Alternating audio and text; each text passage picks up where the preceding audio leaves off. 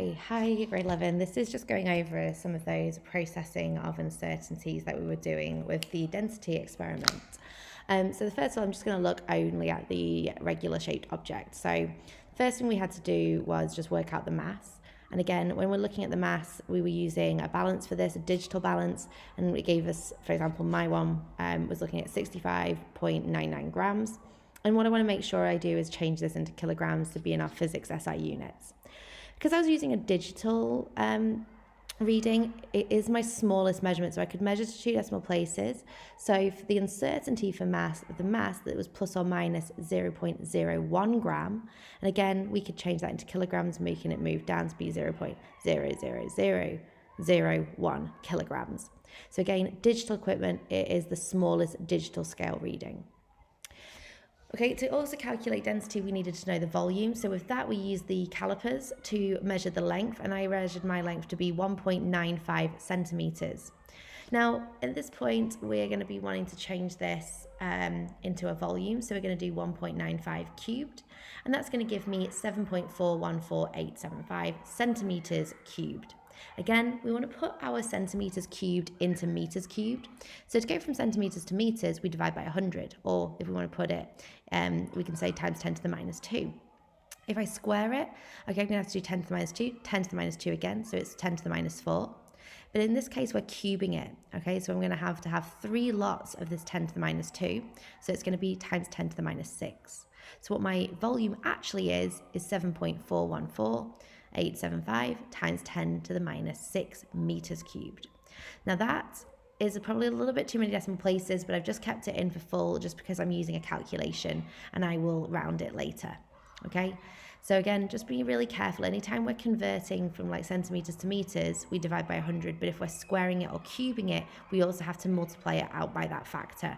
So again, if we're squaring it, it's 2 lots of it, so 2 lots of the 10 to the minus 2, and cubing it, 3 lots of it. Now, here it was really easy to do a measurement uncertainty for these because we were just using a digital sort of reading. For the volume though, we were using a length which has its own uncertainty with the caliper. Now because this was an analog piece of equipment, I was taking the uncertainty of it. All right, I ended up having to use my smallest scale and then divide it by 2. So in this case, my smallest scale was 0.01 and divided by 2 gives me 0.005 centimeters. And again, I just converted it through into meters there. But that's the uncertainty for length, not for volume. So I'm going to just bring us up here to the top. And if we have a little rule here, if anything is multiplied or divided, we cannot add absolute uncertainty. What we have to do is add the fractional uncertainty or percentage uncertainty. So that's what we're going to have a little look at here. Okay, so again, because ours is length to the power of 3, we don't have to add the length each time. We can just do 3 times the fractional uncertainty of the length. So what we have here is the fractional uncertainty of volume. So that's going to be the absolute uncertainty of volume divided by, I'm just going to make this a little bit larger, divided by the volume. And that's going to be equal to 3 lots of the absolute uncertainty of length divided by length. You could have left it in centimeters here or changed it into meters. As long as you're consistent, it's fine. So in this case, I had 3 lots of my uncertainty of length divided by length, and that gives me a fractional uncertainty of 0.00769. I could, if I wanted to, change this into a percentage uncertainty. I just multiply that by 100, and that gives me about 0.8%. What I'm going to do now as well is just like, say, if I wanted to convert it into an absolute uncertainty, we would just need to multiply this value here by our volume, okay? And we could just do that. But I actually don't need to use it for this experiment, okay? But again, just be aware that we can also just multiply it through to find the absolute uncertainty. So the absolute uncertainty being the numerical value, so like this being plus or minus 0.01 gram would be an absolute uncertainty, whereas this one here is a fractional uncertainty, and this one over here is a percentage uncertainty. So then I'm going to look at density. So density is mass over volume. So in this case, I'm going to put my mass in my kilograms divided by my volume in my meters cubed. And that gives me around about, I actually rounded it a little bit earlier, but 860 kilograms per meter cubed. So that's my calculation for density. But if I want to find out my uncertainty for density, we're going to have to go back and again use that fractional uncertainty.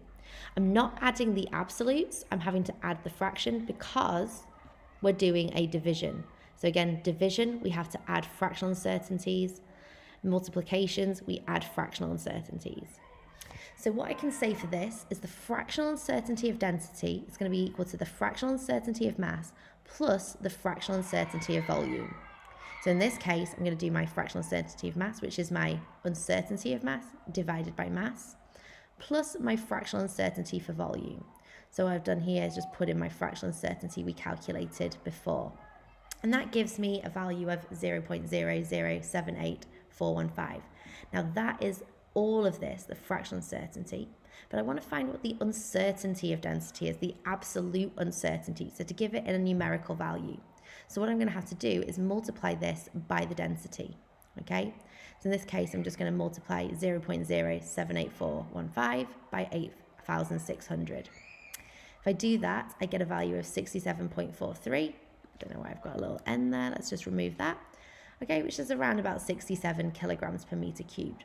So my value for density, my final kind of value, is just going to be 8,600 plus or minus 67 kilograms meters per meter cubed, sorry. And again, you can see here, there's a lot of processing that had to happen to calculate that uncertainty of density. It will take a little bit of time and a little bit of practice, but you will get there with it. The last thing we then did was calculate the accuracy of it all. So again, if we're doing an accuracy, we're just going to calculate a percentage error. And if we do a percentage error, we do the experimental value minus the actual value divided by the actual value, and we always take the positive of this, okay?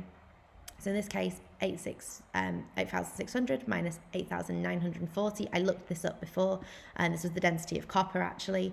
And then divided by 8,940. So again, that's my density of copper that I looked up from an engineering toolbook. And then I multiplied by 100, and that gave me about 3.8%. We should always round it up to an integer value for a percentage uncertainty, so that gives me about 4%. So I was a little bit off, but I was still pretty close to my expected value. And I'm hoping that makes it a little bit clearer, and at least if you can just follow through just kind of the steps of doing the sort of the density processing, that might help you.